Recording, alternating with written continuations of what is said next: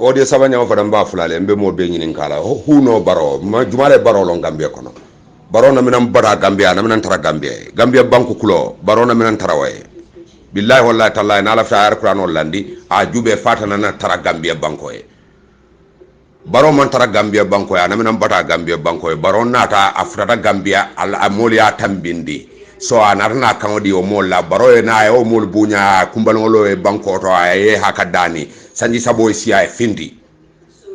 ana tara je fana janni sanji sabo be sila fana tara telending baro nyanda kala mo si falde because ndam baro long ananda ñun jamala mam baro long baro moli alo munala korda business o wala to findinde ya understand and then korda business la jama beje natra 100 lam 95 o be mo wol be greedy tale so mo baro long okay baro kana na ba fa mol mix la and then baro e kumol men fa mefo baro ka lusta sacrifice ta dingola baro sacrifice ta dingola nati sacrifice ta dingola mo ke o manke gambia amanke fende mo le fada gambia men yalon ko awul man tammi mo le fana fote dingol la gambia politique 2016 ni science mo fana mo jamal fana loto o tata o carte fayol kono if lo ste dingol la dol fana carte wol fay bita balwol wol manka kumade kana e ka fo be wol doesn't make any sense e ka kal ne ka kumota e ka fay media kono mol be media men yalon ko they listen the media e ka listen the worldwide dunia be all over the world la ka listen you understand so ni be kumo fo la janyanta kala kumal di me yalon ko ay saha ni mol yalla moy isa balance no you understand accident is accident o mumo be la ni ku yalti men niel bota mo be la ni ku yalla wote wol manyana na lay ka propaganda ntol ko e da fo kumo yemen fo mo lefte fon e muru wala kan ya listing you know men di ñon men be bala propaganda people men yalon them selfish them there for them you understand just destroy Gambia ndaba domo kanna lo nga ku fo men ben febola nga ntol nga tara ñaato ntol man trawto Gambia be la ñanta enjoy na so ite mo machot pour que Gambia samba you will step down ntol bita vote I mean majority carré way maraloke so constitution tra anyama ibe step down nale ñi mel beta balaw dudu sano ñol be fabu sano ñol wol be dem fe wol beta da pruka Gambia la kodo sikaye te do ko men ke no le fayeli isi yae fo e fa daki ye do ko men ke Gambia la kodo la bi mba be mutale bulle italunde e si wolon abebe mutale bulle be e tol bebe tambila justice la kodo dara justice nyame inquiry bina me alonga be tambila ñinti arar sila wala be hot la ñin do fo e molo so be diamo stop la jantara diam mansia bod nina diamo na rek akadete la kan andana anka fo nyame ka to nyala fo nte nenna nte banenna ila mistake ko anila kuma muka do ko menke mbo tandile la andeni e kama muka lahi do timmandi e kama muka sali e ka kalma fulafo e kalo fana ka fa diata kuyata ila kalmo fana manka kalma mi alan ke ba kumam e manka ke bati e manko ke bati because ndama ka diamo de be sialante mena domanding etenta wulu nola nta kotola muti okay bari tata lo nola mol nyaato e fañol nyaato ka fa diata kuyata mbal marla for 2021 o kumo ñi ite mu musote ite ka fo mole ko ite bendul mar fo Sadio Baro mallote aya fo Sadio Baro muna fo Sadio Baro ko ye kunko be fitarol ke ya be warawarle ya be ban ya tie fi ya be hu ya binde ya ba ya so ya be busa ya fe bria say ko do dile ko abule le jubo ko Sadio Baro la fo so ndol ka kumol la moy la recordol le be laari ngal ka kallo al ka diam al kam dal ka diam dinne won le ke moti ke mo tonya moti nga banko sambani tonya la batay tala banko kan na marsawr jube molbe maluring bir kama be tinyari serakunda be tinyari nyamul muka tano suol kono e muka bolbe mol la nyamul muka fay corruption e takana ko gro molye e ga for fans club and movement club that foolish idea selfishness I stop ndebe wala fole wassalam wala mun nakumo defo wadi do ala baraka ya alhamdulillah albadi ngona mi soson kon natala ko tembe ala tentla subhanahu wa ta'ala ko lam bisallaki la nyima sallallahu alaihi wasallam kon kam min fo tusura la Gambia banko lu wolu ka kuma mo min ki jote bar sanyi ku ya jele akole ya ta nyawnya fere ka trajele min ka bondi ndol Gambia di won tar rakol yalla kono sanji mon fula denden kaye bo ndol ka bo tan bi ko alhamdulillah bari natan fonji ku kono a misalo bogol ko ni guota e ka ku sumuna o ka koyle hani walam nyinti ko adama baro anin ala mudu dori jikita ko mini be gambia sambala nyaato ya rafan wal mu banko ti nyaala lati bari sanyi ni ngam fon to nyini bulu mun be kala ti nyaaro woto gambia di wole ka fo miye ko bulo miye jato siti wala ka firi ferol nyanta dedala la nyuni nyanta bola nyaato nyaadile katu maw ngani en na banko dolu nga wulu bata ko nga balu bata ko nga fa bata ko dingoli wulu bata ko momoringol wonyo hanni fo kule parende woliye isaji suma ni wol nata e ka fo ko he mfanyul nene bata tan de watali nga katantul kana bata barabe dedala biire bar ni nga nyul tun nyato nyulunte katu nyuli e kungola ji imaje e banko beke business ota be toya ni wo tententa bokol ko yayaade bi jang hani sani andum tulu malla fo sifal wala nan kafto nyola nga yaya ba bar sani ni wato nata muno mo ikon na porot Gambia Ports Authority ko tiñar baabi tildan tan ko mon to ko nyimini en ko non to mo sotata mi yalon ko aya be du nyoto ko akorda hayna akorda lo min kete nyon tawti andum yena foro to jibe ngaybe ko men biye killing folo amam me nyiru lokon fulatan mo ko mato moto kaɓe jiila fiiri ko na lotaramo katata boy o alale manta ɓen de nun ni jama se kasara waɗi sañi no million ko non tol tata woto non tuman ɗo se ragale kata ɗon mbarol fan loto gambie biyetema ako 2019 ɓe ñin saw min kono jannin aɓe bannan ɓe biridiolola salo min ɓe kela ñon tawata ñi west africa banjol ɗum baratema baraketal ba hande wala nan kala bi kala lahiɗo timmandi momin bi kala lahiɗo timmandi nin alanten momin ɗum nin alanten to gambie mañan sonno way taran ñato kote yo sañi gambia ɗum waɗa siñin kalamata ko o porota hani sañi nata seeɗa kuuɗole kanne de e katmi ousmane jobate gambia ɗimol e ko kabiri e kiskisiro ke kafmi auditol yala auditol dawda auditol mo jamaata min ka kiskisiro ka jibi fo min dulato sobe yala bije fotti ñarole bije sako ko dola bundana so wolla dunta poro kono kabiri dunta poro kono yalan tol ko million kono to wala tiñata yale tata sede min ka million tallulu ya tara wala tiñata poro to kambe di won alla poro mi yalan ko BBB gambe jikirin wo porol alla jooli be ka boole to hanna alla motolu mi yanon koy ka bori man sakonda motoli be ka bori wo porol ke be samba kaata mun ya tinna namol be ka bolta ni min ka jo porot yo bari nata je ko do sanyi e je ki munati susuo wala mete ya domo na meta do fana ya domo na meta do ya domo mun to ne gambia bita andu nyim por kini won hani sanyi ya jambe baro yin ngane sodo ka di nigeria lo ka karado di chinese lo no keta masibo ya domo bar nani mi hakkilto naaltuta baro bulu cani sol ba talalade kaata mune ya tinne ya keɓan ko dol tole mune ya tinne ile julol le bela gambia dum fela albe ko do tala china bulu albe fengol tali bulu suta tebe lumbina nal ma jono china be dayal ko gambia ngal samba kiti bumbatole woto ning atra misali fi an man laf ngal samba kiti ala alla poro dinna nga tamande dinna na julo banga diyalla woto sanyi woto gambia be kala nyaade to awol ka fo nyon ko be sinkla wala be tunen na de jamale be bondila a bondilaɓe koleala satra tardede woto ala kata janni adama baro men melunna al buɗu aliya kati kam mbiyete oɗo wole al nafa so tiñaro fela a semboɓe warani allah man sakonda bunda beela ñimmomaɗo balde ya tandinna ka allah airport o fana tabinani ladi porol talonta folode bara airport o to ko kuuɗoɓe o fanato de bara nin selta a kibaro kam wato wati aɓe ñamin binaɗan ga koydalla andunte laala karakiɗin kan aɓe ñamin mba satal walla nin mistake ta jeeyi insina amouru ga tandalla maki ko waliyon fañe bara jikita fengo fen nin mba folade aɓe kela kuulete miyanon kon ɓe seedi alaɗa gambia ɗigon toon kala fi waɗ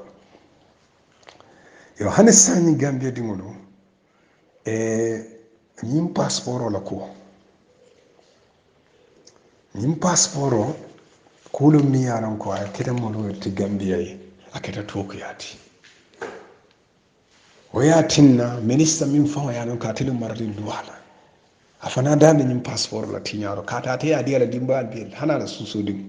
hana la mbinnaanoo a diya la mu ne yo waañaar leetaro a ye miŋ safe ye a diya la bari e kako a be seyndile ok c'est ça bara tede namu forote da be fonyo na la place to ka ta kude ke min no luwa man ta anda tere mare luwa la na boje ka tete tara ka ite munati atamuruna an-nasa bil birri wa tansawna anfusakum ala kalbe mol ya mar ko kinda be nyina ngal fawla wa antum tatluna al-kitaba an daltul ka kitabu laka fala ta'kinu falti yakini ma na tuje ka tete tara ka batambe ite ni nyanti fonyo la e ñanti dame e ñanta resigner kata ñu wato kono kuwo men ɓe kekan ku jama ma sibe jama ɓe ñim banko kay buloɓe je hani ñin jane commission a tiñaro min beɓe je buloɓe je eɗin baro a tokuyaɓe gambia kam a fele ñin passeport kuwo fele a tokuya warta gambia kam so woya tinna ministre anin ala kafo doɗu kansolol min ɓe duniya bantala gambia to yala e benta mum tol to layko womuntoɗo womo hotelol de fomo atlantic hotel banjul kaka ca bundal e so feerole min keeno pour saji ñin tiñaro to kuya min laata man sakanene kana lanka passeport o mi ba fala diplomatique passeport aɓe tarla bulo kilinne bulo min ba dila aɓe kela kilne ni ba dila aɓe kela toñale ka a ña aɓe dila min na ñanta ka di o laate dila beelo bar jamanake tollake an tolɓe sirinen tol yuɗi fiɗimono ko baro ifele yembay mu ne kan toña kan bari yara fa yembayde pour ida man sakundal setti kettiɗum balote albaka so ko fela wañarta keta toku yabade sañi koyɓe fenne feerole deɗa kan pour isaji duniya seddela duniya telade no gambia ɗigo allah man sakunda duniya man leele tapale ya tale naali mi bondi jalte fen sotla alnin batalon fo ila yomi dini madama ñunuɓi je yo sañ kumoɗaɓe sorna min wona minta allah carte ko yano ay siya faadene ko molɓe yayi kan gambia fangaji vidéo to molɓe yayi kan gambia e koye ko molla num balleta pour ye baro fa saha sako dolu baɓe je e ba fala kon ba fa saha pour ase sañji luloke wona jarata oɗa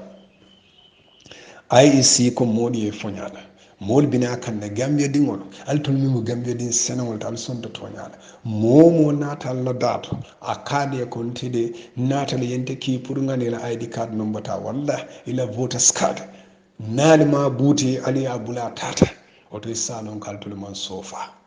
kato yo moolu min naataali kan e mañan kanantol kay tollum jamaate katal tol bo carte ñinel watu min ne ma kalamato and mi allo carte tay tata ni bulo lato place o kalte jelo koten so te ko dalaske mo min de dalas tawol alkal dingol la samal tinya nal mamadol alal hakildo sako ye nyaadum molle la min be santoto ndolle jamma fon e bika hani ni aje ñaadugol tole ka faal tonni ko han dalaske mo ni nga diyalla ni nga min faale bol kela alwasa mini ka ken bo lella alwasa albo je momo natal kan akali alna ID card number din wonna voters card ana buti aliya city aliya di police solla wassalam ya alhamdulillah albadi ngona bisason kon natal ko tembe ala tentla subhanahu wa ta'ala ko lam bisallaki la nyima sallallahu alaihi wasallam kon kam min fo tusura la gambia bankolu wolu ka kumala moy min ke kijo tay bar sanyi ku ya jele akole yata nyawnya fere ka tras jele min ka bondi ndol gambia dingol tar rakol yalla kono sanji mon fula denden kaye bo ndol ka botan bi ko alhamdulillah bari natan fonji ku kono misado bogol ko ni buota e ka ku sumana la ko koyle hani walam ñinti ko adama baro amin ala mudu dori jikita ko mini be gambia sambala ñaato ya rafan wol mu banko tiñala lati ar sañi ni ngam fawto ñu bulu mun be kala tiñaro oto gambia di wole ka fami ko bulo mi jato sit wala kafiri fero ñanta dedala la ñu ñanta bola ñaato ñaadile katu maw ngani en na banko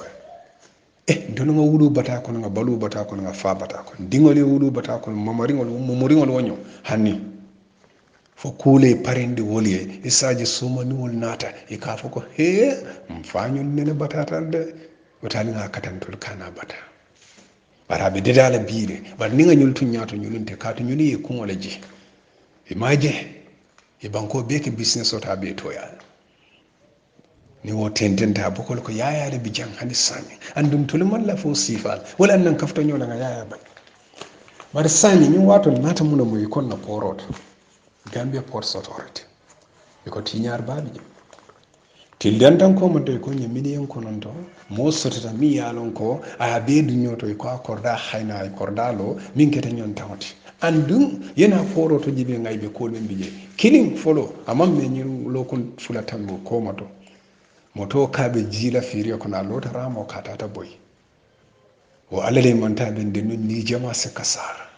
waɗa sañi no million konontol tata woto ɗum tuman ɗo se ragale kata ɗon mbarol fan o loto gambia biyetema ako 2019 ɓe ñin saw min kono jannin aɓe bannan ɓe biridiolola salo min ɓe kela ñon tawata ñi west africa banjol nin baratema baraketal ba hande walan nan kala bi kala lahiɗo timmandi momin bi kala lahiɗo timmandi nin alanten momin dun nin alanten to gambia mañan sanno way taran ñato koten yo sañi gambia ɗin waɗa siñin kalamata ko o porota hani sañi nata seeɗe kuuɗole kanne de e katmi ousmane jobate gambia ɗin oɗo e ko kabiri e kiskisiro ke kafmi auditol yala auditoɓe dawɗa audito wolom jamata min ka kiskisiro ka jiibi foño min dulato soɓe yaala bije fo tiñarole bije sako kodola bundala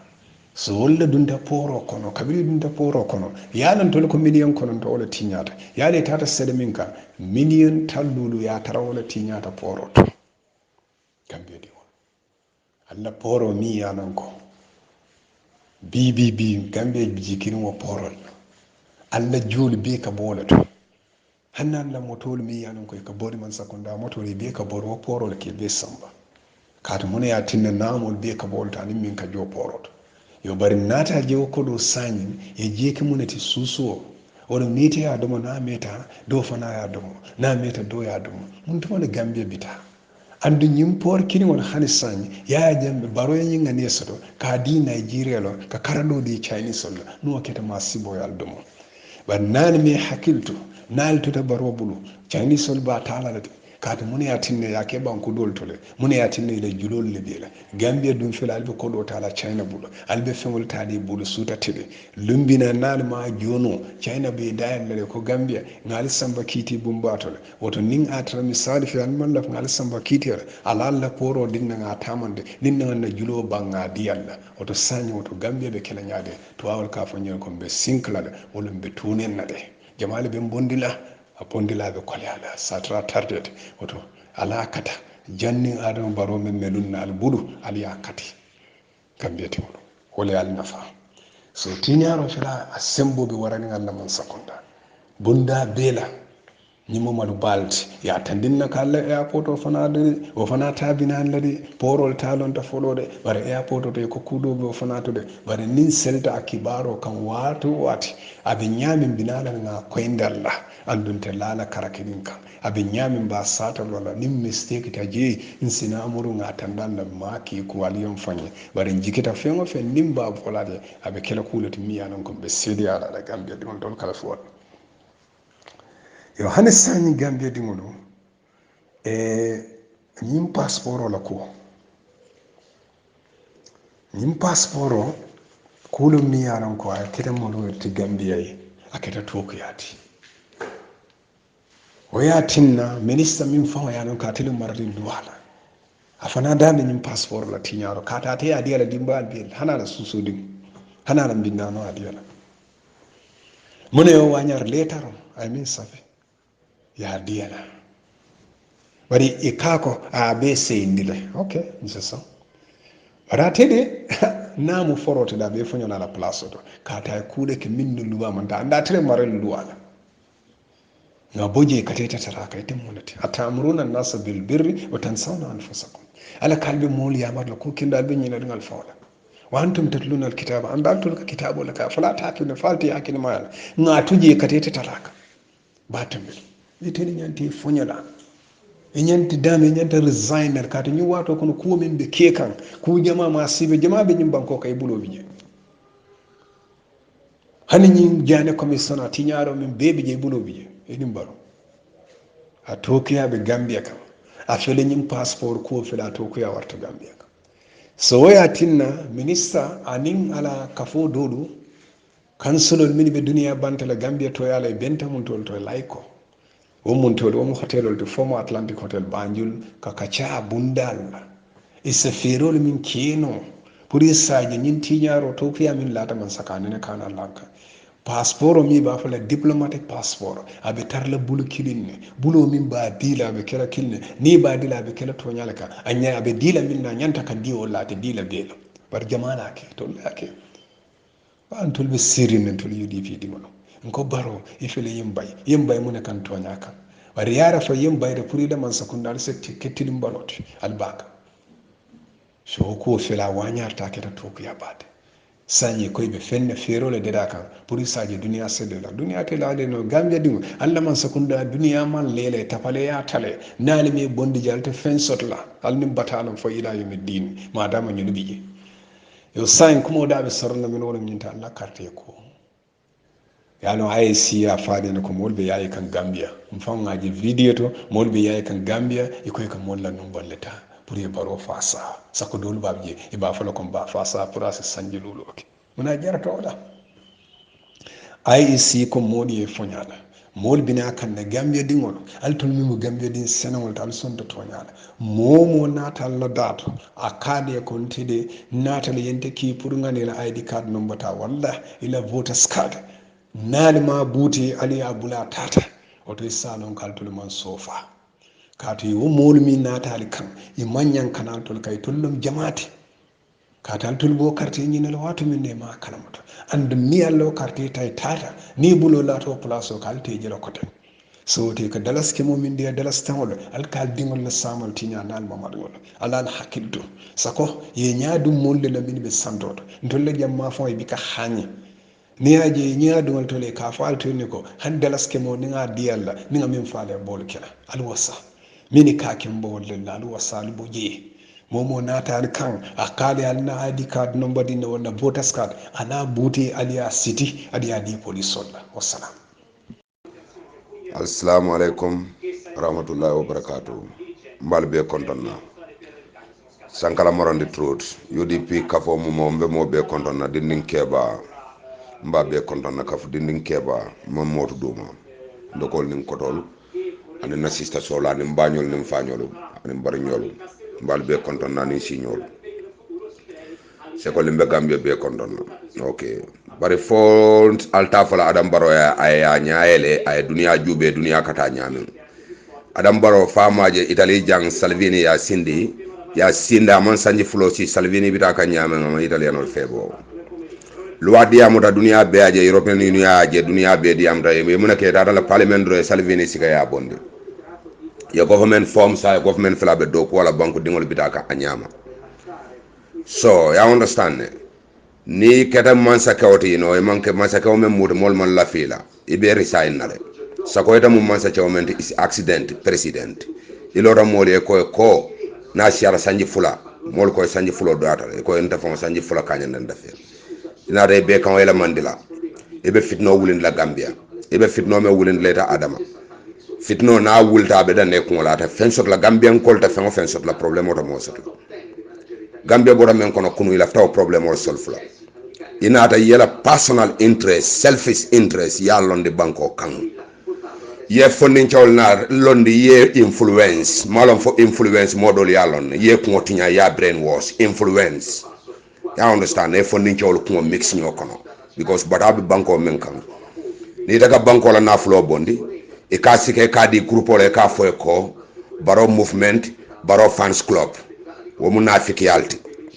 ite ela wo munafiki yalti because baro movement baro fans club baro movement baro fans club Gambia more need Gambia they need forward we need mol man lafila mol lafta yeji ande nijira mol lafta ke kiskisi ila yi sanji fulo kono fo ya jembele fisate ta fawti la sanji fulo kono because ya am marla 22 ay tinyaro ya understand bayita sanji fulo ni nga debate ni findi da ila sanji sabo abanda nga debate nga jube nge samba justice ni nga balance yemen tinyamba balance la nga jube nata misal fa sanji mo abita kay na jelle fembe ya sorna nyame be sorna wala nyam si aklotu bake banko warta manke mo klintati Gambia bela kayanda Gambia da fulaman ni nga jola serere akasinka manjaki a tukulor a karoninka siesi mam si men fo ala be fo je bayoninka a be mbela kayanda Gambia e kana banko muta e ba ka la personal interest e be banku dingol tale e be sobo dun le tema e be nafike a create la Gambia kono ya stop video do be jamba kila na mol ba tandilele ba be jela itali jay fintala salvini ka bana ne ka fanen dol mu keta bana mu ke fanen e ka bala ne ka fanen a video fele jambe la ka jube teleton be la jube kuma noje police ma mole ba mom ga mole ba billahi wallahi tallahi ni militaire be lo tala lori ni police be loro be jang be salvini kuma ne ya bana ya fanen moda ku kele ici president kuma de ya bana ya fanen foni police ka bulo ko si so senegal be nyamen na security fana ba trial yol copy because Senegal fana be wala nyam so ye da bondi ni tema mbe bondi la mbe kitin la ngejube ni tilinta ye si kayro kono ni mantilin mbe soronna nte wala mun nakumoto ngay message o di nim Gambia be sala moyno ya futandi ma ya la moyani hakilola dunya e kombe bi kono sama kanale dunya tilkilim mo kato si hakiloto ni bota je ya bota je la meta nyaaw nya kiskista ni fana bota je be kiskisla andani la bo wato karol tuta je andani si hakilo do Gambia nolto isi diamu nyalo isi badi ya joki isi muslime ya fasa isi kango isi la lahi do nyimme ya fo dale la diamu kan li record yemuru ka yela moyani la hakilo la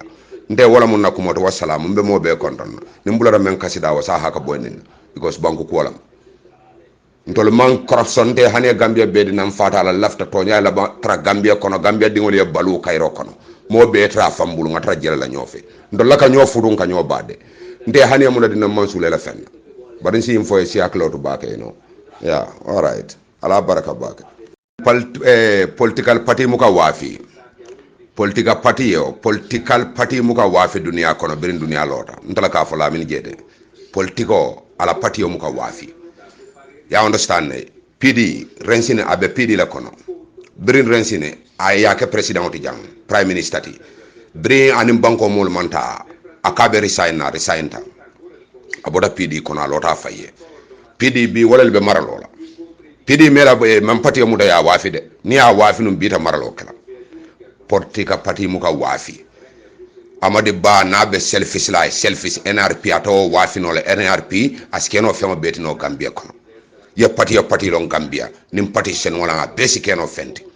Gambia kono Gambia bebe Gambia no ledi bara political party o dunia be kono ala jube amuka wafi corruption si wara nyaaw amuka wafi biralewul kumol moyal fon nyantalon nale mo greedy ngol wolel be ntol nyaato saye ni me mira boy 22 years Gambia no le yankan kato men soto ngam ni ku yal men soto bio kumol man fo fans club pol le be fola ya understand baro fans club pol le be fola baro movement pretend lal be loring wol kallo ka diamu ite be pretend ne be diamu la ite ka men domo banko hako e ba domo le ka diamu e ka fo mbida ku kan na 5 years mol mo fo e ma kacha ite be o fola ni o fo e tamari manke motli ndi munafikonti men lota ina tan to nyaati ngole konya 3 years mbe sen dañola ngana mol telephone dula be to alanga karto fay coalition e mo be la mol contact nyina so e winda bar ni 3 years o men fon ko lafta ay danje so lafta banko e ta rule mais alon ko election true rule ay ta wala so e bayalan kalta ak election wala nim men kanyeta kale maraloke banko democracy nyanta nala ko men jawra time democracy ay lafa ni mistake ko en soto jawra la karola a mistake ko en soto warata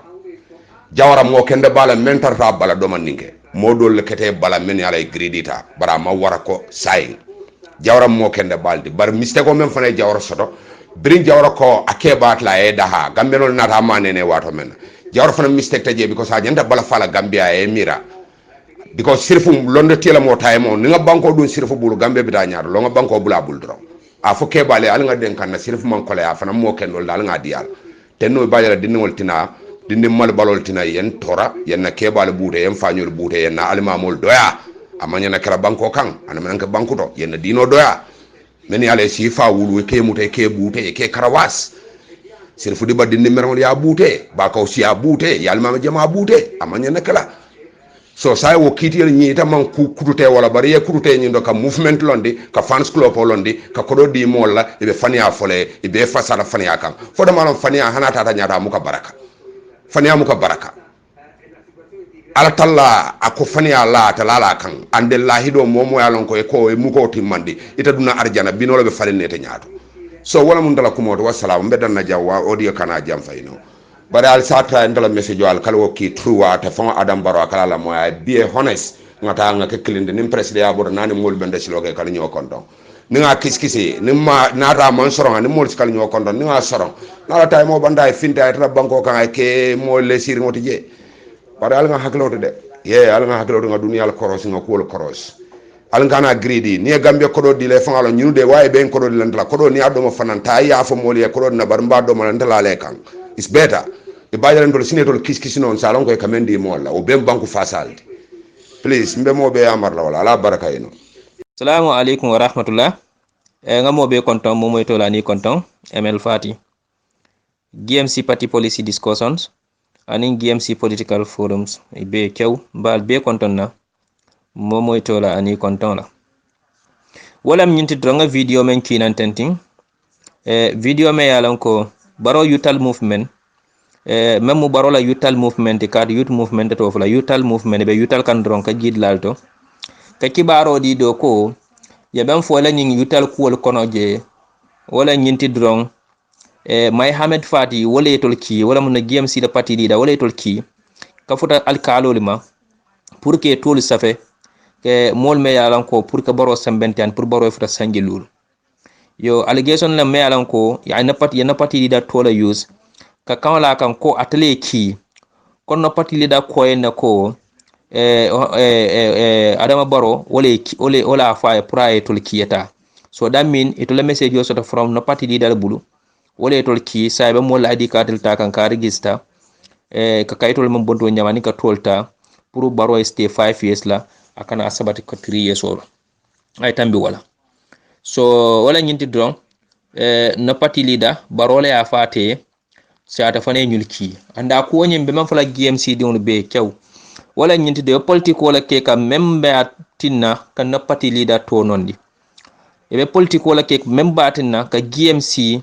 kan no support asol baymbala ke samba Barrow la Barrow support ka yo GMC di on fana be dawardandi nyanta kalon ka bila GMC party is not for one man party and it's not a party melon ko baflo ko individual party la. It's a party for the people, of the people, and by the people. It's just like a government. As on Tolben Funkman Lola Nyam, as a government party, people party, more la party yo. Oto wala munyinti draw. Ntolbe lorine, banku doku wala, mantra je ka fakatra baro bal ka semento yandilam o kala ideal support lam, wala nyintala political ideal, hani, ntolni no party yolam. GMC la support labe dawatan di salon ko, ntolni baro da kukilim bin nata kukilim sama. Baro ba fayen na ba fayen mbem fayen momo la fana kila baro le na ki baro la bar ton ni baro ta ku kilim bin nata ku kilin sama GMC ba fayen ne baro ku on tot nim momo kata ka GMC le support sol ke campaign ni ka fa ko pour ni baro ku kilin wel mala yo idea bo damin to bar GMC nkolu mantara to kubi e mammo fana ki ni sta campaign ka fa ko baro le ki pour ka baro la agenda support pour 5 years mantara kon ndolbe men kon ngam fanje men kon lam ko wale sonoti so kwale sono la tamba bana watu men janno kola ngana abato membe kala kono bantol mantra mo sembento yande kan nin saf kombita 5 years olto ombe nakiri mbaro on nimbaro ba kukilne pour mol bi alo nyama so ni video membe fenka kan amin social media pour un salon ko akwo nyimbe ke kan don ifon le fo wulinde fondum meliye ci youtal movement kono wolle ki pour e may fati to use bar may fati to yo bandi je anda to ku kono je amma ki animo client ma ki na sa fo tayin ko tama anda ma fu mo fane ko eta tama ni sa 5 so nyin semento en ntolle mol GMC momo be dawrandi alon ko ni man GMC diwul yey finti kannan fo ya tan la ko GMC diwul lamundi ya kuma fo kana la ko kula fam fam bot na baro yutal movement na mol kono ba even baro la advice jumala ya fo e kana aso ala as far as GMC diwul man na fo and GMC ntolga na membership card sol bondile membership card solbe molbul mel yalan ko nyaton ko lem sa belief ko to lebita kankularo kalan tolye ye kankularo ka dawd randing janni kele kuma kawata nyinin kele membership card la because mol yafu ko nyaton kam ko GMC ko la muti mafu mo bede bar momo yalan ko GMC di la muti lafte be card sol bar especially mol mem falo ko kitanga filo kono bak lafte be la membership card ta bes ni membership card be garantie la ko ye eni kuma fo mol sele la ko GMC la kuma ko la imbar GMC la bulo bar mol men bol bolanan dinkira to taren ka bana yutal movement kana ka fa ko may fati le kinan ako president baroko pour ngana sati alkalol walim pour que tol register karabu kara pour sangilulo ngi baro semento en ngata baroko sangilulu ni baro be killing baro mba ko mal bi GMC ni baro be karabu karab momo afintita momo la karolo momo yalon salon ko plan ne me yalon ko be na patiro tinyar kam an nyim plan on lebe finti kam ben tembe damen to kan na patio tinya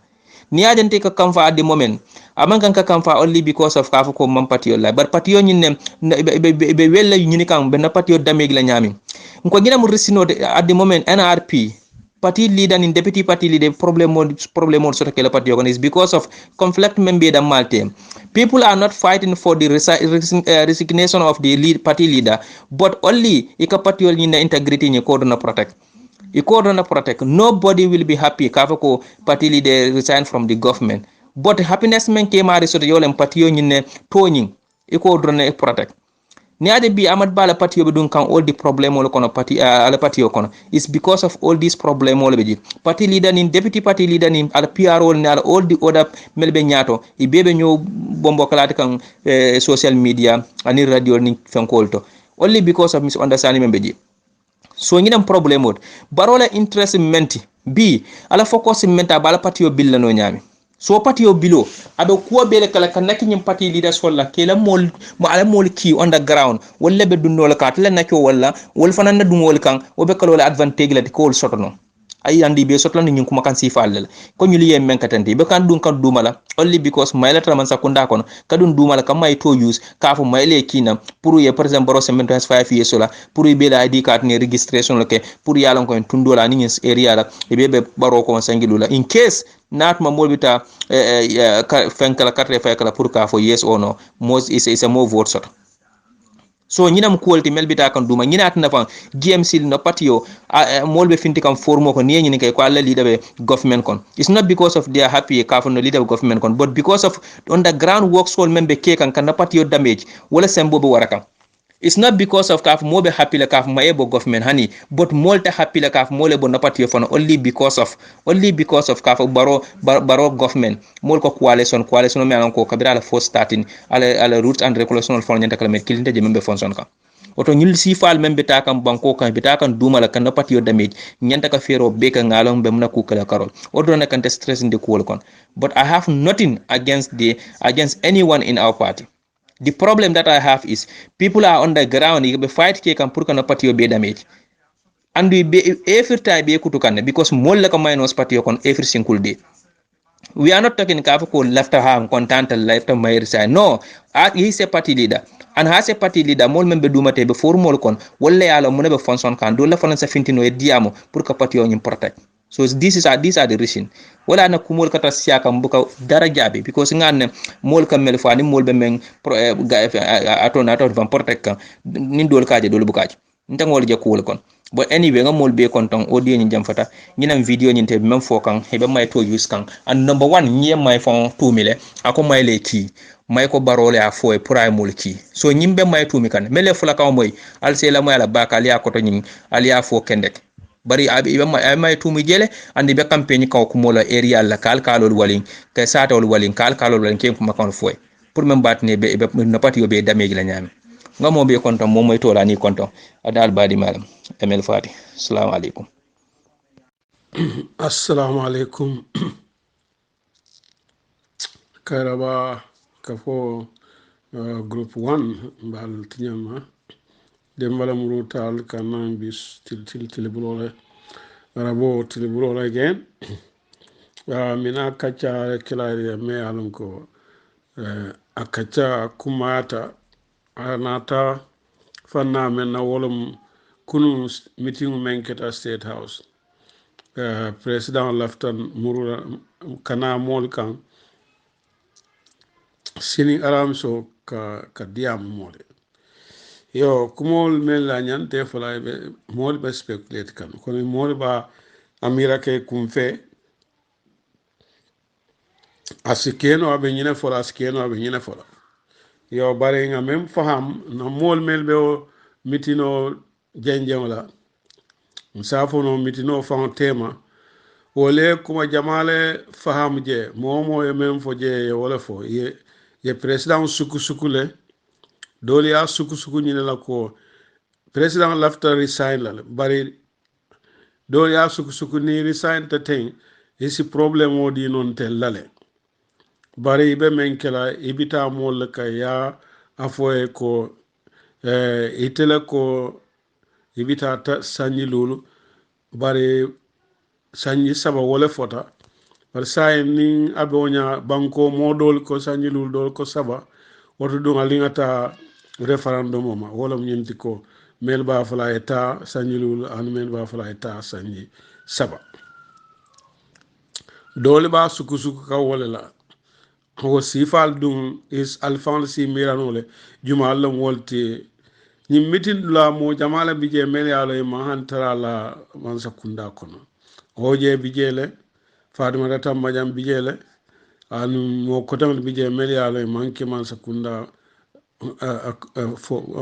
kabineto kono molte yaje nga mel tombo wol kono wolom nyinti ko for example Minister of External Affairs Tankara e men fo wolom nyinti ko ni yaje ko itele miti o meeting ke ye kullo ka funti aka janjang woto dum banko mol le man lafi man sakundala woto dum mol le betel kono mel ya lonko wol man lafi ni man sakundala yo anata yim fanan foko bari ye man sakunda ko nyawnya bawo man sakunda ka banko kullole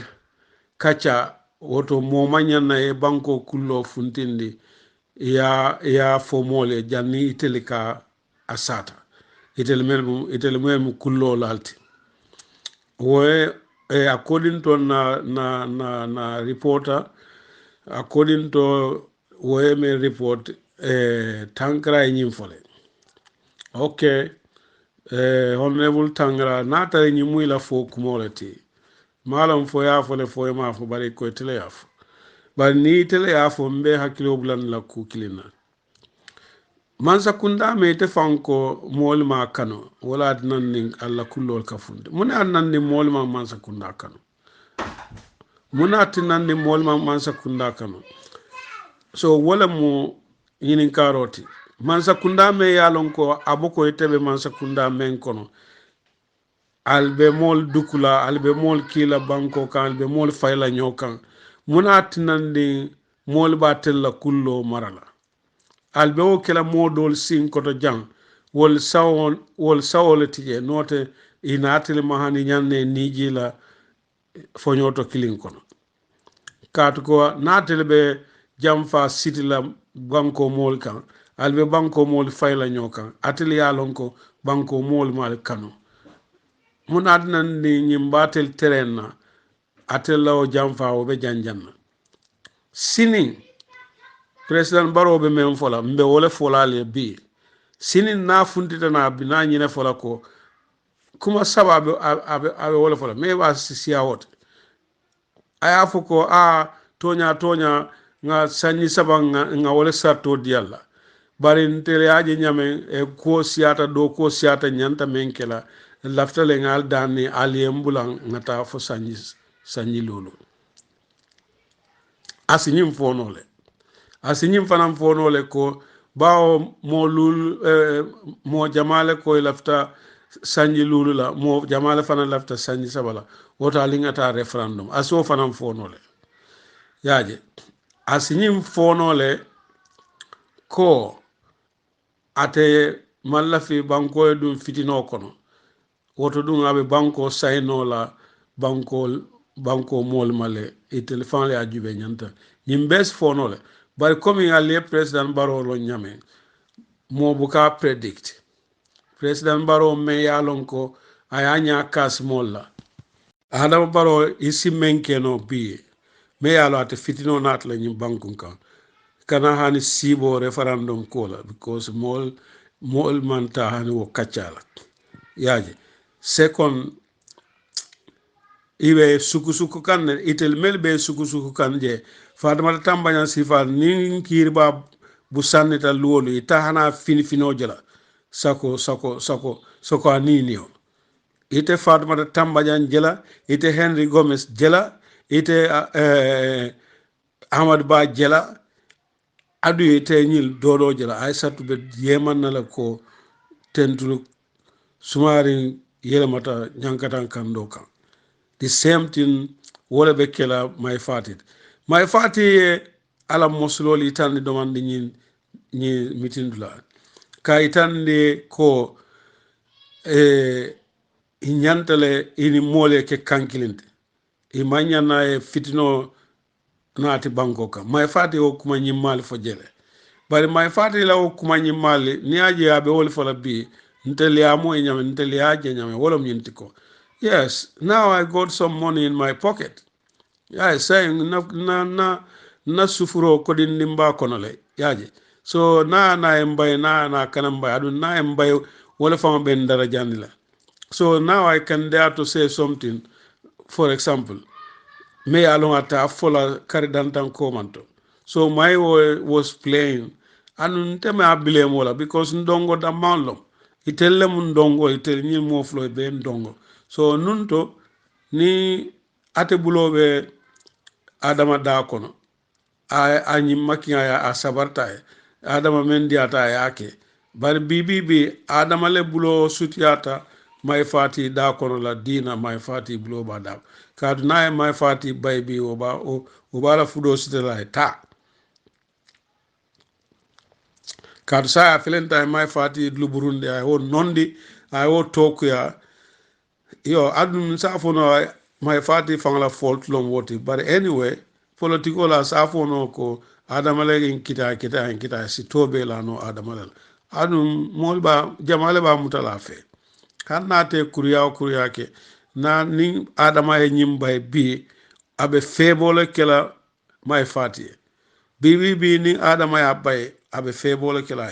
because wole bala ala hormone bunya ristola maybe ata ristola mobe ya de bari jama lam kanobe murula kan mele alo ma kano yo wole be tama kan sini nim president ay diamo ki atel melialon ko albe operation 2 years jot na koma na ko referendum al kan hana danko na ko ay bamba nyaajo buruntu handa way gambia bolon GOC al kana danko ha ngamem for this and that al kana danko because a tawtala e mol neng a tawtala ya siso lipa dunia be nyatlila a tawtala ay mol suku nyokan a tawtale ay tribalist sentiment play jang a tawtala ay hamad ba nyol suku ni mol kan ka mol nen ka mol telim bade bu banko kan yalo natan nun dol beje wo kumol lata nyame ite lala wonya yo momen dum be banko nyaton ka ni tebe o tole a sifala mol be dunla amanna kanya wota e mol londi mol nyato kafu ko Henry Gomez nyol bafala ko yem dindil mel fa sanyi tan nim fen ko manto ni operation 3 years jonta e bentel fanal fala wonya mo si diamu nyaaw natare yuobe kunkon ya wol bele Adama Barrow batande wol bele yala kol sayndi koma adum ye jaro ya kodi balal albe taman sero jela fulakewa nyimmanke second hand citizenot nyimu citizenot Gambia many generations bare Adama Barrow te fono la ate ta fono ko ate mokolo ko fulakewa ate Ahmad Ba te fono la Henry Gomez te fono la adum Fatoumata Tambajang te fono la atel bem second hand citizen le tan data jang albe mol fayla nyoka alientel nim flol nin surwal nin sarawlon ni jolal tar sirin janne sanji keme wuli killing fasiata woti ni mam problem so sayal fenental be o division le dunni kam mo tema kanyo konante keba koto me yalon ka be sirin jimara ane damam bula politiko al kata o kal ka fo ko demba konta mu jonglet mun kalanta yala mot ka fontere mu jonglet ko na banta babula ka kindirol adama nyanta menkira ay yala fudo city ay state house bula ay gambia politicianol kumande ni be menkira yake bara ay fundi molla banko kam because adama ta manke olle ni 3 years quote adama ko men beke gambia hana jako ye 3 years da bonde je nim nyaton kaw nyato ya kayake bi duniya kono iba bonde la nyaton kala ay kol mel dundi ñokono ni sanis fulani tala kono nyaton ka yake hanni nga ya mari kayla ko ila manne to 10 years le iba bonde la le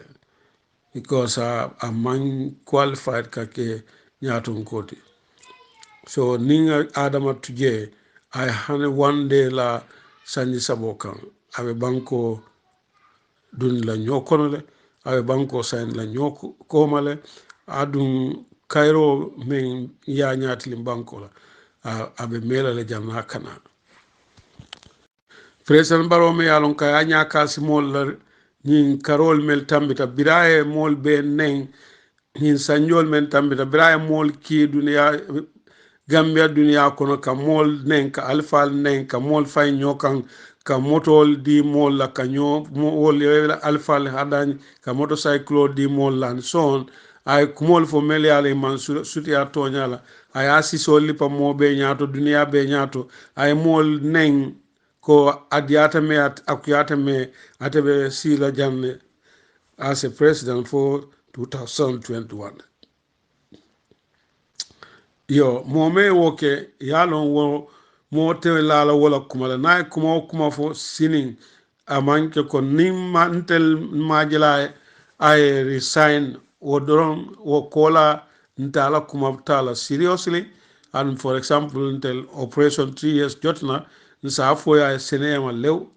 until manta ke ila molti ka ebe men fudile ila jifo kono delta wotide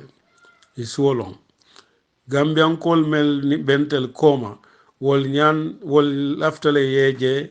yela sarto timmande wodoron nabe mutarin telbulu adu do ya foje ko ni ko referendum o aisat atodum fatimata tamba jambe wol mol kono ni ko referendum o ke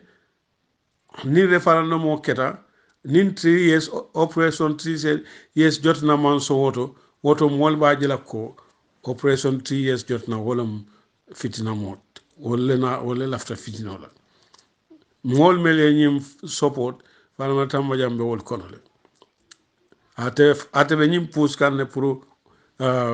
ka foko atod ye referendum o soldiers ite Fatoumata men just recently equal failtale so nal failta muna nandim mol ma nyanna o fahamla ite fam kal failta nal failta kunu muna na sinin atel te tarla failing nal nata o kuma sifat yalo albe nyim fitinole prolonge kan albe fitinole jam lo jam fandika al nyanta menkela bi wala mo kafo adama e ko ay banko say 3 years ay banko say ni politician be menkere yake ani mol sartita men ay o sarto timman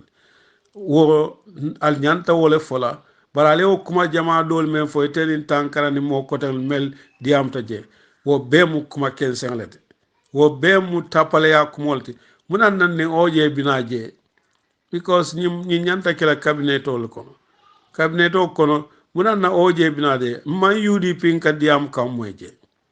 fo atel damman na mu coalition od man doy ka diam moy man doy diam kam moje so atel ba fala ko atel ni modantan ite Fatoumata Tamba Jammeh yale manke pati table Aissatou ite me yalon pati table Amadou Ba ite me yalon ko ila pati o mantambi siran sawa nani la ite may fati hannim patio bebulu bari temam kuma kan soto mome imam mo represent assembly kono ite Henry Gomez fanam bet meeting la imam mote imam mo represent atel ñil be na manke Amad Bati ani juma ko de Amad Bani atel wakiline bal lañi meeting la me yalon ko isafono ani oje me yalon ko isafono ye mo soto assembly kono bari wol together ima hani 5 to 10% soto so atel sitano ale si albe diamla Gambia la State House kono Gambia la president la cabinet kono an mahan ke cabinet membati atel yana albe president sukula alba folo ta ya fo ko nga referendum ki mu referendum fali amira ko Gambian kol ñaabe sitirinne so operation 3 years jotna mol melbe Gambe Bangkok albeñi kuma kilindron tel si wala moyno from Adama wolom mbe banko sayla banko mol male komi ngal sarto mentale naye wo fo nga jaay kaytol sign ay kol ke me yalo e be wala nga wo jaay wo sign lu me ay banko bula luwolu nga wo senatama o tumolo operation 3 years bina kuma fola me yalon ko avec different bari bibi to hanni e bamba nyaajo buruntu ko mu ntelma ata la fana because ye kumo men fo ye ko men ke a Seattle yaje naali amira patile be operation 3 years jotna ko wol mu diamo lati ni radio programme men mo jama be diamla yebe kuma 15 le fola a manke tonya clint ko UDP le ba ko a manke tonya clint même mu toñati ila grupo me ka fay ko 5 years grupo wala chairmano wala be ñi radio programme ko ayake mu ne kama pour que Adama Barrow impress kayitande Adama Barrow la jube mo jolle be koma yaaje carte kuwol be kasabirata ate fambe siri studio kono jele watare operation 3 years motije atele bije sai maje kafu ko Mr. Damfa memo journalist oti wala man tilling wo mala do ko no this and that wata du Mr. Damfa man programme woni dada programme woni man atema dada te hakwa aya host ledro yaje bade melia akere wala mu Adama Barrow fangle o programme atele ba koma atele ya kol initiate ala mol mel be 5 years ko to wolle ba koma wolle be sirinje ibe sirinje to men nyum kol be kete nyala jele hani mo kilinte sirin mo kote je na manke tel amanke ko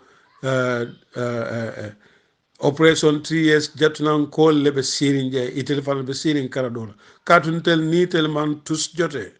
itel mel ka 5 years tel ni man si kadiamu adun tellement intention soto ni tele diam katu manke tusti ni menyanta diam la so e bari itel mel yalon ko e bañol ni fañol be siri Adama Barrow ko te ba singne onna wol ba mañol ni fa mañol ni koto ñol la do ko be wala kankala yala wala nande ñim 5 years groupe dada pour Adama Barrow ke sponsor wo Adama Barrow killing wole kodo dila pour kata basse ñotto dalasu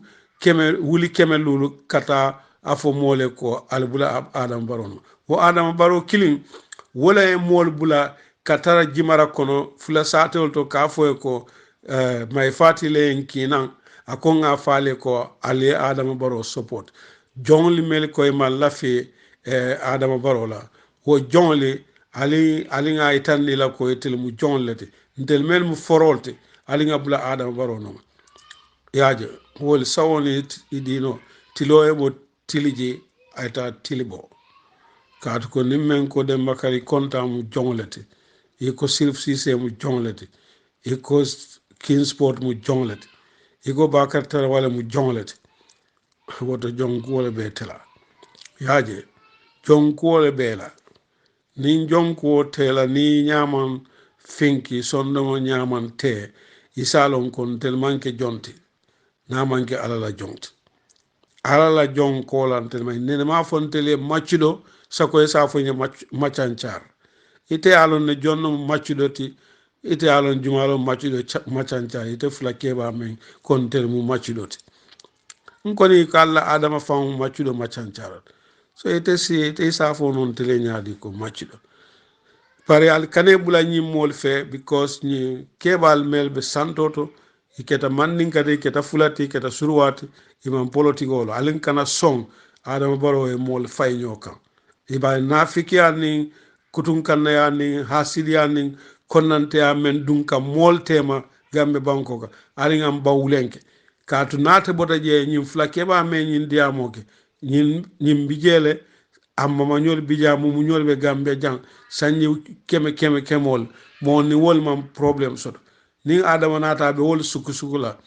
alin kana ñomuta kula sini ni adama bota jang wo fula keba alin atakan nga kacan ni nga fay ko kuwol be larin tenne be larin ten ka alin kana kamfa ñokama adama molati meyalon abe wole nati kan na banko kan yo assalamu alaikum warahmatullahi wabarakatuh operation 3 years jot na ngalu be kondo mbadi mambe tamen no nge kondo ngalo musale nge kondo mbake mbari muso aisatu buba ngalu be kondo ansu mr manjang men be fo mo ngalu be kondo yo murta lena ne bi fanade yo so mona junoni dolo batili bulo kon dolo wularo kon dolo jan dolo batili bulo kon kullol bodan neol fede ko da gelde mal fal bode kala malaba adama barolo kullo bodan neol ten tete ko da gelde jemol lebe pele kan nata kana wala bunda le nyoto yaw nyaje ngaji musico pele nimbe update kala ni wade because adama baro jalo ka diama tale jalo ko jamfala le madi jamfala adama ni jamfa kuto fundira nande yo ngal kondo mbodo nga musico ko tala ngana update kewo aha jali tonya yo assalamu alaikum warahmatullahi wabarakatuh 3 years molo ngalo be konto hal tonal konto alnal badi malen suleiman dram yo nadana nden dron kana adama la kullo botan no ke wanyakari anabe jemol men plega anabe ferol men ko ni watin kono e ka fali ko nali alon mo jamale alon nal malon france fali ko sama aramiso adama baro kaka be funde wala kaka kana diamu gambe dingol le akana men diamu moli wala sanji sabo nyen nakuo ani sanji lulo ko so janna lungo be siran sal bonna kala ma wala samadi andu nasire kana mun kumal foje atara nata abe mu nener kumol let kumota ata nata abe mu nener kumol let kumote da kono ku fente kuto da kono ko fofonyo so jannin gambenol jannin ka furo don so oto fo al so bendi wotola adama baro la sama funto afinto nyimmu munati kana diamu moli sanji sabo la kuola ani sanji lulo la kuo bara salon ko fente kuto da kono fofonyo sanji lulo la mu ani sanji sabo e kana wala ko diamu so solution fulala be je ku fulala be bul men yalon ko e ko don no le lafta fundira nang bari minana next audio to ngana fana bonda le nyoto yo assalamu alaikum warahmatullahi wabarakatuh forumo mo ngalo be kon don ngal tentu ngal jey mba fala la il faut ya fa sangare le mba on malo nyaadi le mo ndama to lo member state house o ke kanan kono futu ba men kata adama baro dan wala kon malo fata mo advisor ti ban malo political advisor e ka ko ni e kullol fo kullol nyulu wino e ka fundire so watandi le ko banku dingol mal tar la fin adama baro Fatoumata Diallo Tamba Jang ako adama baro banku dingol ya tandi le ko itol coalition no mol feltale operation 3 years mol kala moy wolle la mol bular wolle no mbadi ngambiyeno lu kal hakelo bulandi komanto do manding ka fali ko adama baro banna salo tambi de janna banna salo bo kuma yari nyamen amon son ka funti ga gambe dingol konto banna salo la andung sangol men tambita men ga man sala be aka kele man salo men be tor rambulu nin salo site ka funti ga mol konto salo amon son ka funti ga mol konto salo Cristiano la Christmas so sisa mam funti ke son konton Cristiano la Christmas so bawo fana banko dingol le biya nyanto so do bara make mbota woto mbaɗi ngam minolu nga futa sama sénégal ma sango sam man saka to men ke dol ka fa middi famas to ate ya yelamandi ko middi people to ba fo ya jambela ya yelamandi fatala ya yelamandi ba mbar sango sam biri ya jamano biri jawaral jamano man sawo man sabe siri janni sama ka si wala ni sama dati dron aka ya banko kan ne ka banko dingolu ani nyoje ani beng ayalo muna mula problème odi soko sénégal ala muna mula kole ya dalti ala muna mula kole ya bundalti e ba jara nawo long asita minister of agriculture ase man sakunda salo membe kerin fo sénégal samale mankiba fo jele mankiba fo trole mankiba fo sénéjoron le mankiba fo firifon le makulo le mankiba fo e sulota mula la masakunda salo muna mula kole ya bundati e se fero landi samani men kono e ba kono ani sama men kana e ba jala o nyum problème ol ni wol narol kane e tora nyinen adama e ba amake ama mol konton sarola ama sun tal sénégal bendunda middi famas to aman non kake kata ka jibe mon sénégal la koleat betulo ba nyaaw nyaa sénégal ba folo ko jieman kitale samay tiñaro ke mol be kankularol be kala problème mol be 50 dollars be bar hano be man samang interest kata ni sénégal e ñomit bare bawo sanji sabo ni sanji lulu kuoni adama baro la fon fundita biri kamalo to gambie dingol tema ko adiyata meye wo atabita sanji lulu akuyata meye wo atabita sanji lulu la kereje mbemen adama baro sa fusa ala fara ko mo falin na alengam fanyinin kawal saya la fala kumo falin na bang sanji adiata me akuyata me mbe sanji lula kereja adama lafto falina saya akaka fundire sam iko moli adiata me akuyata me tebe taraje so kana mun fo moli ko daga adama baro alingam fanyinin kawal because mun keta preso le be hiring akan adama ya lonne ko adiata me wo akuyata me wo atabe jila ni sanji sabo sida na so ni ala sonta so wala atinna preso be hiring akan ba o ni wonte ite ko adiata nya akuyata tebe taraje saya kana mun senga moli ko daga because ite fon ko moli adiata moli akuyata moli tebe taraje sanji lul sida te ko bina fundire sam be bina adiamu le nyako ko sanji lul ni sanji sabo ko fo ma fo mole adiata mole na adiata nyana ko yata mole ite betaraje ikana mona fo mole sama ko tek ibina mona explain to lembe mella moy ko tek gambian are we a fools are we a dooms nyimol kata siri e ka kutilim balol pe e ka kulu balol ka gambia dingol la e ka fundi adam baro ka fundi ka dictator tonsol use gambia dingol kan kana ka fo mole ko atola diata lewo akuyata lewo sanji lunte bol kreja bar kabirin chocho siata preso siata mansa kunda e bantala alon planol men be sitira kamma so ayalon ko by force a ko be damen to ma tele febo akana fundi na ka fo mole nin to bina rokacha iko mo me adiata akuyata embe men kela so biriyaje ko ta keno le kana fa nga hadama di yakacha bar nan tranu ba keno la diata nyewa akuyata e wote bol kela adam baro kanyine faale gambe dingol assalamu alaikum wa rahmatullahi wa barakatuhu mbaɗen foru momol adama baro aka tulu gambe ɗigol lal bara dam bantala masa kunda mumolam alinga hakkilo to foru momol alinga na time ta gambe ɗigol alinga ñayele ngalon mbita kam mintole mbota mintole anin ɓe muna kono mbota mintol to mbe muna kono anin kan kuntile mintol to alinga je korosi bake momen kalo gambie tema ni adama solo gambie tema yaya jamme ko naadiata meyewo ako sojari ma so ako sembo mata bondi ako kudeta ma bondi man sayala carte fayta ta bondi la man sayala mo le na afrika ni la hasida ta bondi la man sayala ako ning adiata alayata batara jenne fo wato men diata na de no diata man sayani asiga momen diata ya dial yaya jamme wolo fon tole bada jamba kare nyaw ka folo ni ala sonda ko bar adama baro la bidi kama video be je hanibi mol men yalan ko atol la kata facebook ala kay fenkol ke alta le video ñu sama nyanam ba video ñu be janne ngay jël fa ngay lu sa mol bulla bara la rifu afawod mole nan ko tek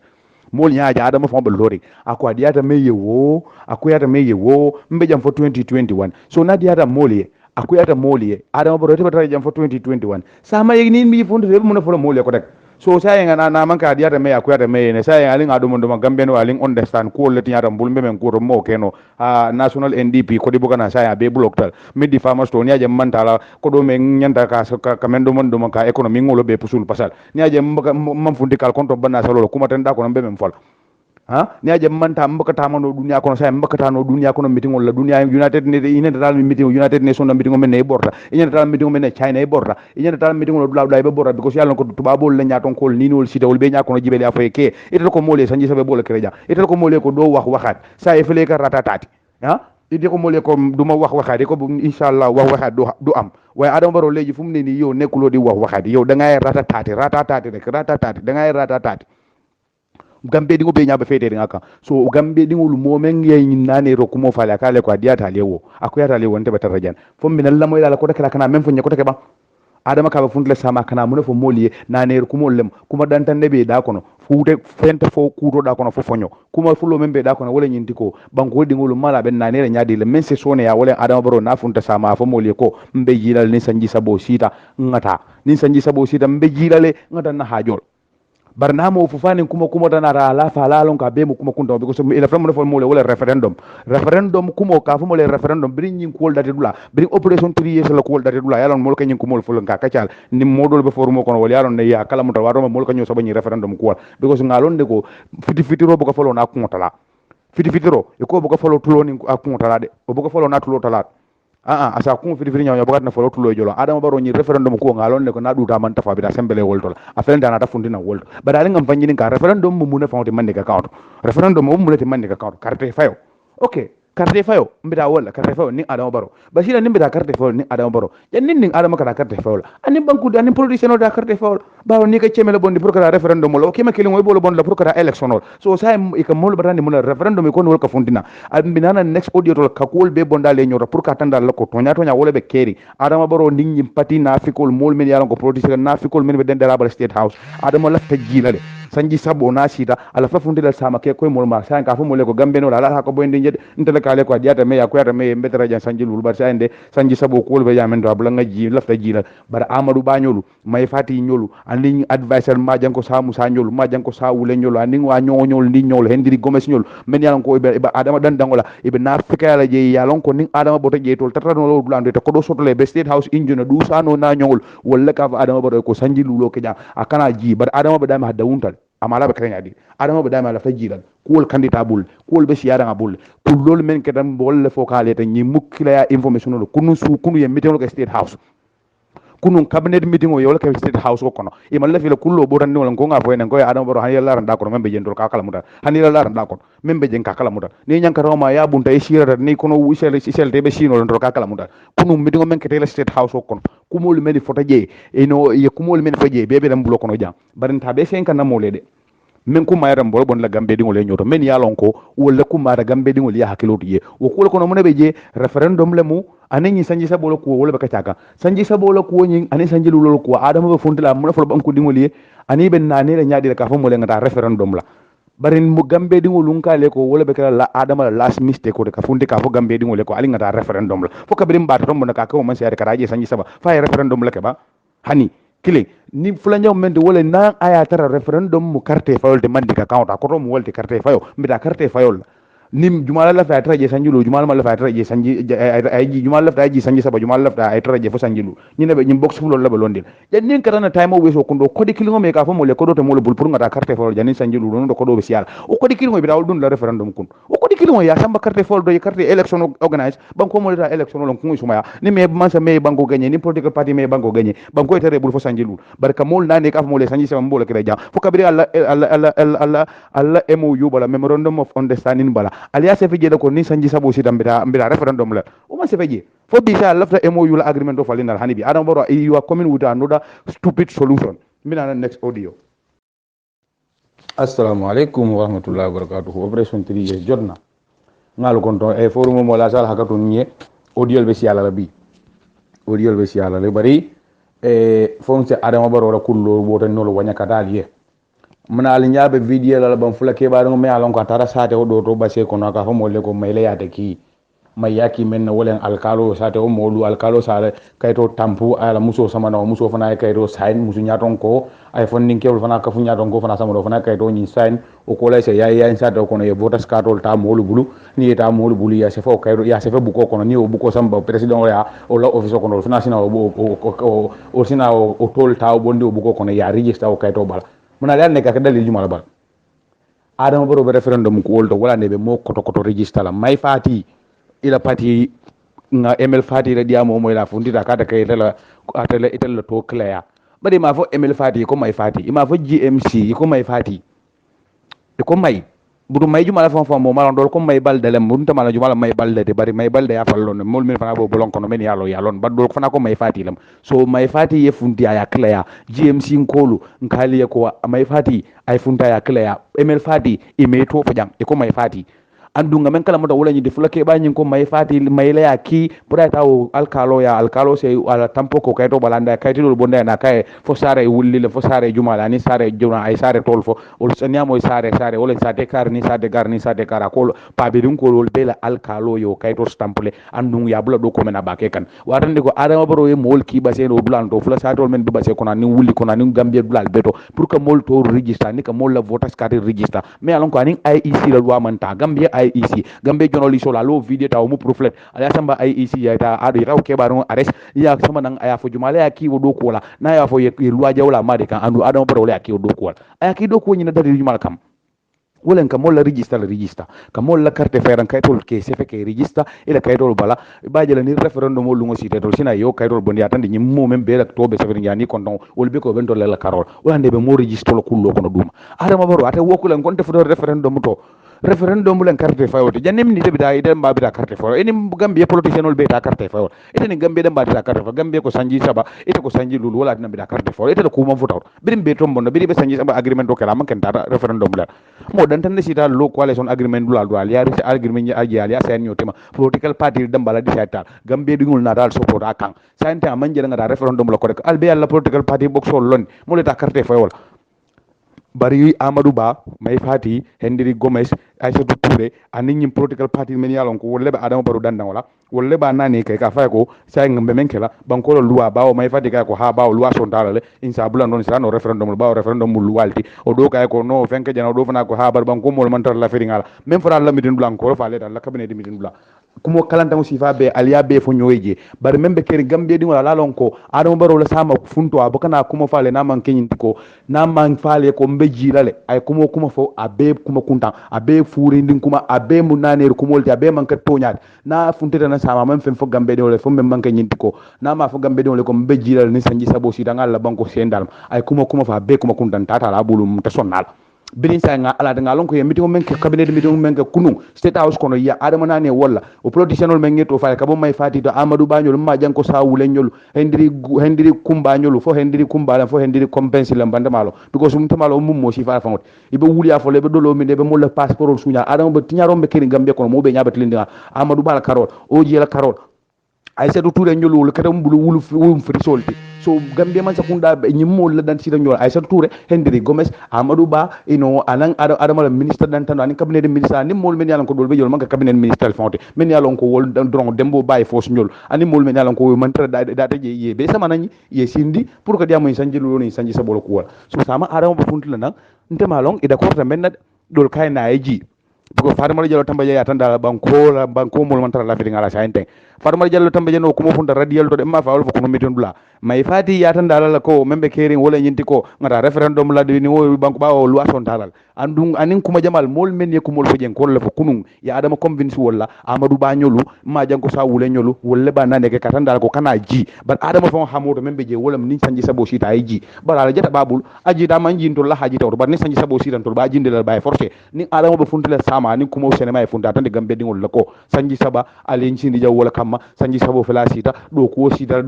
nyanta menke la bari man sakilin jamano boka duniya ba ita ka do kule men do kuno ya dandi da men do ina ayata wora nay tenten o dal la banko felenga la banko sendal mari sanji sabo sita kayra nin kayra mala fe fitne ke banko kan na yo ke gambe dingol sa bunya fo jani duniya be kirra na ma woke sa doya malo sa so fo jani duniya be kirra ana la family be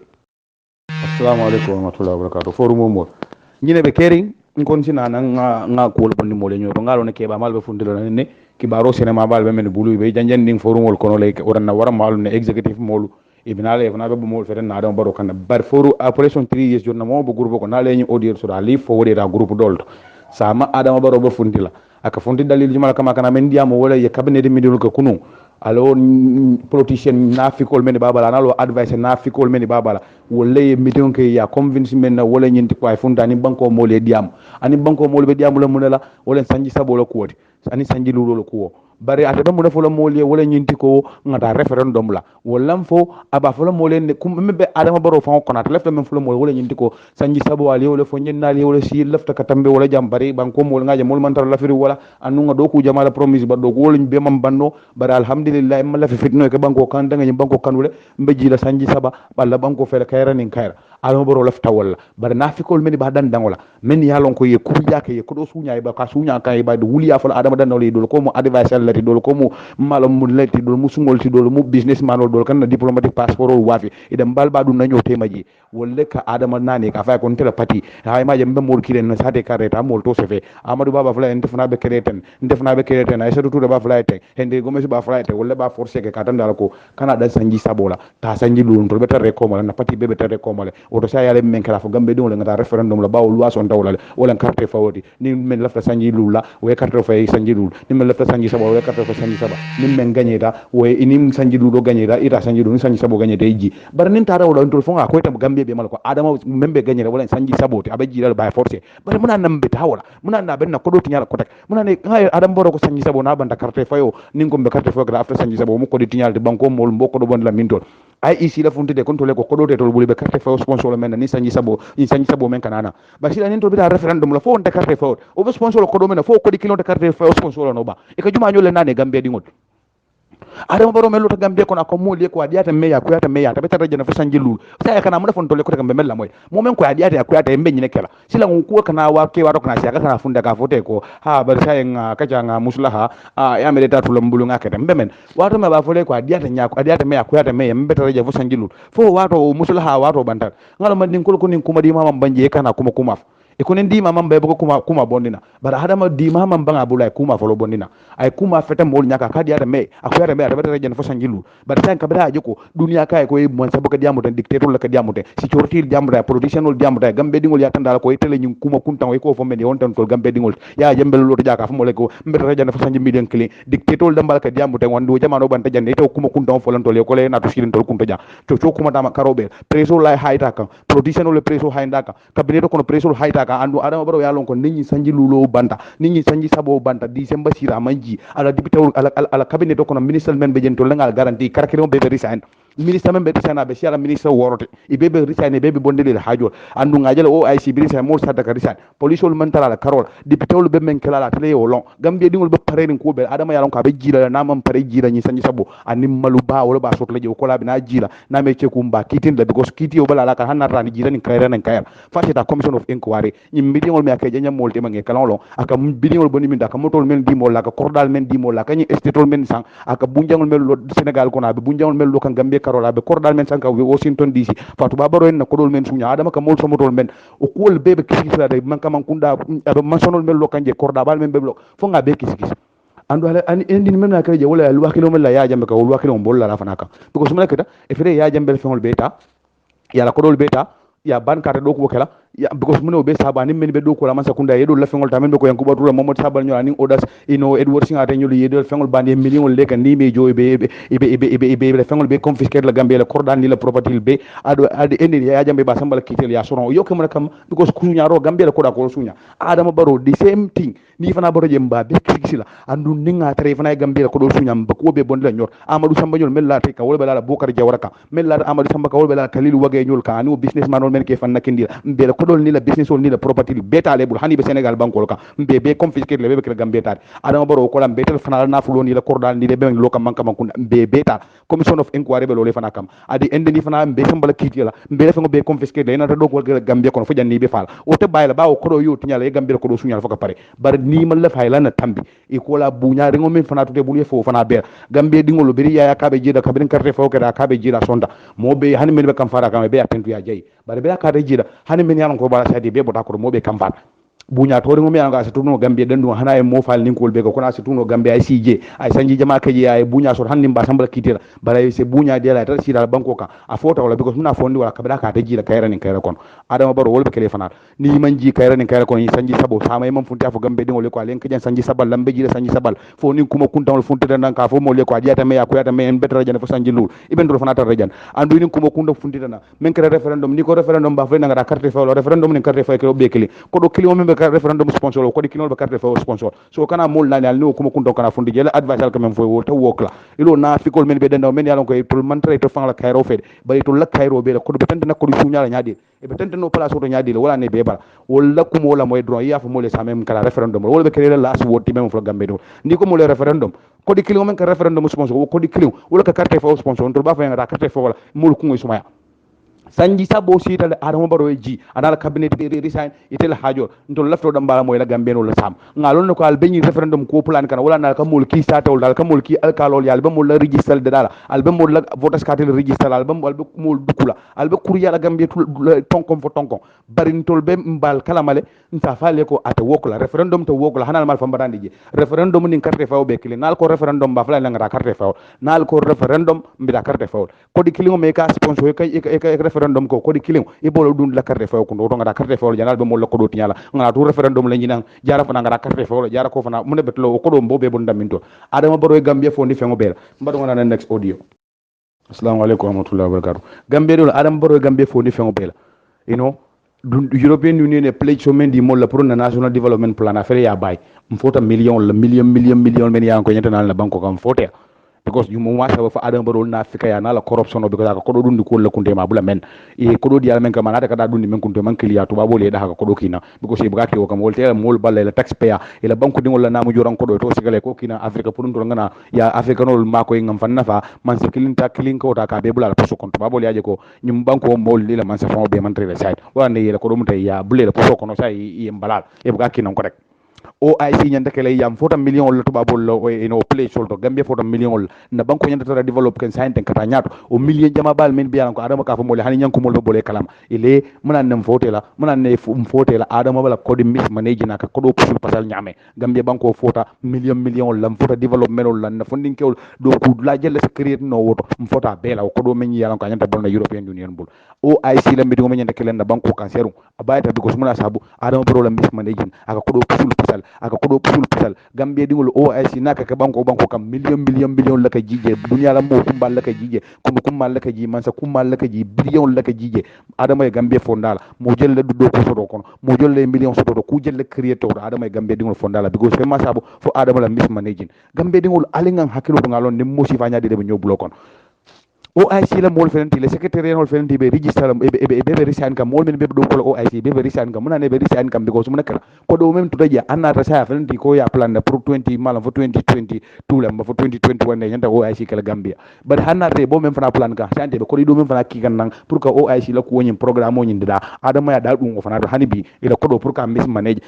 fo la ba ngati na OIC ko sai ino men be do ko je ko to tata no because man sakunda government ka intervene kana yo do ka double do ko randu manyane double le do ko man sakunda ke double do ko pour que le ko do sunya aba fole al 10% din al 15% din man sakunda la ko do dawda ya jembe jamana ka nyame kata port authority yebe ko do sunya la port authority 50 million me yeman ta port authority aba adam baro ju fokon mol la ferie fele ko boy je kono 50 million le do ko man ko dulan e se ferie se cool ke mol ye bari se gambe dingol se tara toro ni ngay bokono adam baro ben ko do miss manage la ferie fele ta la wafo ala ramo ferie ka sembe men mo be ya jel men ke deje moto bal ka fene je kono ni de ne ka dum ferie ko ne kan no la ka folo ni te man nono e ko fro no ferie mol ka bula je kono fo je ka fu de kumbale nga usi so da bolan ta lo jele ferie to men be je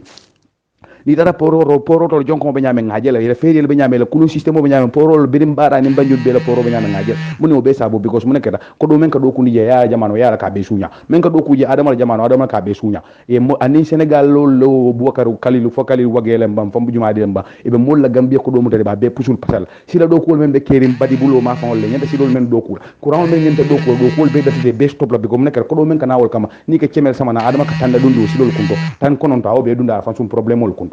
mbadi gambel be nyaabe fetering adama barola mismanaging kan gambie be mur kan koma nyanta fengol men soto nyanta yurwal men soto sanji dan kon courant la karola jiela karola infrastructure la karola education la karola hospital la karola fem manke abe tuta koma abe murta koma because adama barola ko fombe fantul adama la bulu ba no 5 years ko ka bam mbadi gambel ali ngam fanyi kawal na diplomatic passport me ka approve jumal ka approve nam ka adama barola scandalo 35 million men sunya da fatu ba barola account ko na akata min tol ngambe do altem fanyi karaba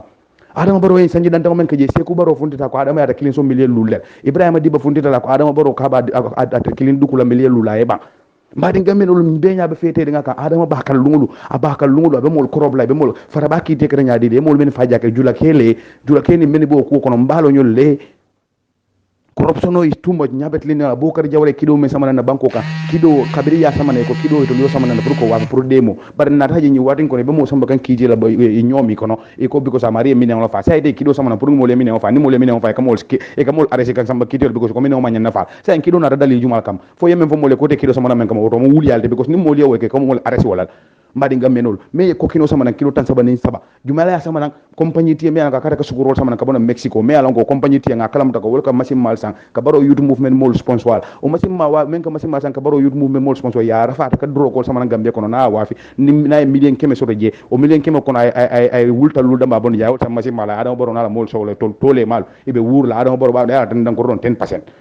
Mbadi ngambeno nyabe federe ni corruptionol bekan mobe nyabe munane me dro ko muta mobul kilo tan sabani saba dro ko yomuta memu ni yomuta tubabu ni yomuta ibul tubabu duja hani mu mofi hani bodo banku jumal ba force yebita kaso wala men siara sangi tan nim fen ibo muta la gambie ibo yomuta mobul gambie dambal kono dunya kono ibo muta la mobul gambie dambal to asa mo so mande ka bole ka fa teta sila so ko because mo nekere ni man sala do ko adamo ben banko tinya ay na banko respect ko tinya aben diplomatic passport business le ben banko ko do business na banko loi man kat na gambia kayto man kat na banko man tra in level dunia mar respect na dia mudo dawda scandal ni watin kono government la bebe scandal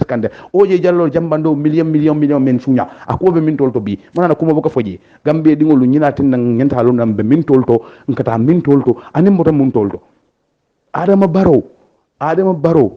bulel baro amadou bari toto gieda ala komandara adama baronte mo nyara mati abenna ko do pusul pasal kan sainten damba ay men damba fonke ni asamba commission of inquiry ngamella ya jambe kam men sembo warta de bolla adama baroka so ko na tambe den sanji lulol oto gambe dingol sama na fundita diamuta sama diamuta ay kuma fona man kam be jirale ntol man songa janna ka funda ya fonga fale bidin sai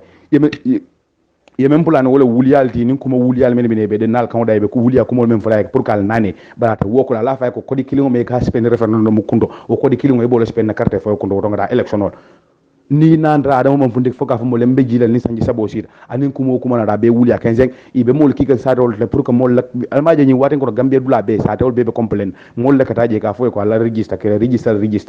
register voters card le carte fa kan to ta ke se fe ke la nombal ta ko mo be keri adama baro yalo nako fere do tabul atel ko mol adiata me ya wa ko ate me yo mesanji lu le kala jambara ajela ko sa o kumote wokla adiata te wa ko ata te wa atel be jila sai nin ala sonto so wala na sa la faka murna gambia do ka fo mo le ko ngo men faale ka faale adiata wo akwera lewo mbetula jam fasanjilu lo ketam fere ala ko boni yesa ala ngako yemandi ala ngado mon di nyofe ngado ko dari meba ngafen ko leke ala fa ko man sakilin jamano baka dunia bang ay pon men finishi farafen adam ya jambele ya start ya jambe jawre atu dame ya dati woltate ya atu dame ata adama dati woltate fana atu dame dolo bina dati wora naita fana wa dame do na dati wo so man sakilin jamano baka dunia ba kana mol nane ka fa moleko ngado ko dati moba na ko carte foyo referendum ala fa referendum ni election bekli di sem moni wala bebe sponsor keme bolo bon le referendum o keme kino nya bonde fo election beda election o donga election o ko isuma ya itele mol promise jang sanji sabola alla MOU agreement ko na mantra seferi nje ko ni sanji sabo sira beda referendum la ngaji be ni banko dingol ko continue ni ko ji imo almo sefeje mona ne ni kuma kutol be fundela na fo de ma fumula diata lewa ko ya lewa metara jena sanjilu mona na bibo kuma falen adama baro yiji anen kuma fundina na man kan yindi ka faale ko mbeji la gambia dingolu sama adama nin kuma fundina abe wuli a kensen abe mu jem kensen wolti e be jemol play ke be mol samba kan sata wolti be jokon ko dol la pour kata mol la votes card li register pour iraja ni mol ta referendum to se gagner no nyame hani mol ta referendum ta gagner la ban bitam referendum na mbita wala o mu waste of the money da o mu gambia ko dol tinyal ko nda referendum la nyinang o tati na serum 2021 ko ka manta election so man sakunda ba ko do la referendum pour nyina o man sakunda kilo na ko do la pour 2021 pour kana election ko bebe kala gambia dingol la ko di tinyal so ko do bonni sinya kilindro na ko referendum problem to je bare referendum ko do mi bon la fokara referendum ko do bonni ngaka election ko ngada carte fo lo kilinga ba atayri sen sanji sabo mo ta carte fo lo men ganyere banko ta kara sanjilu e mol tu ngam moy adama baro ni ko mo le be fundla sama kuma kuntang bara tara na nyine be kerin jemo yolo pleto cabinet membala ni men ba dan dangola nalo na fikol ye kumol dunga tulo kon adama lafta jire to kaka na ji aya fo mo le ko ngata referendum la so ko may fati na nyongol wolle yak in ko reñi referendum ko fangala wala ne yemol ki fula sata wol de mol ki dualto pour que ta mol register pour nyen kamale na ina referendum woni itol no kaydo se fondi sa fo yaji ngani mol men be register wol be ben tol la ko sanji lulo la bawo flake ba ka men fo diamo nyin ko na ko tol forolu wala la fa adama ita sanji lulo bari jongon wala la fa ta sanji saba so mel mu foro dani mel mu jonta ba koylal ase koy samani adama funtita ay fonyo ken sama bonda da kono kadum fente kuto da kono namanga fonyot ite ko moli adiata moli akuyata meye ite betara ja sanjilul sa e muna ne be funtle bina kuma do folo moli o te yemen fo moli folo ka comme adiata meye akuyata meye betara ja sanjilu o mu wuli yalde ite fa lon ko mo no mo sembo sot e manke alati manke malaikati manke jinet e manke fente adama baro manke fente moli ede sindi yede mam fenk fono gambe dingol fo ka fo gambe dingol ko ngan dingol sacrifice wala na nganyim place o sot bi de bina mo folo moli ko te me an ko gambe dingol bo la moy e mam fen fo gambe no fo ka moli adiata meye akuyata meye betara ja fo ato fo sanjilul bi bina mo folo mo to lembe mel la mo ko tek bi de bina nan ka funtina ka fo moli wato ngad yamus kam falla sa en mina diamana ne hakilo la ko boy nit ñi ngam faale ka fa adiata meye akuyata meye ka fo be jigandol bo nal kam bal faala sanji sabo kreb karab sa en mo bela ndel la fale sa ale mane ne ale kul bula nyale yam fa nyanga daje adama baro which kind of game you are playing ere gemol te wokla jande samani funtita fumole sanji sabambe jiral ni imo fo ni kuma funta lon ke fana distop it will no work bini sa ngana position ol falie mul la kumol senatal male ngal be konto ngal tentu ngal jeyi gambe dingol nyine be kering mo be sabonda kalama alnar badi malan suleiman drame assalamu alaikum wa rahmatullah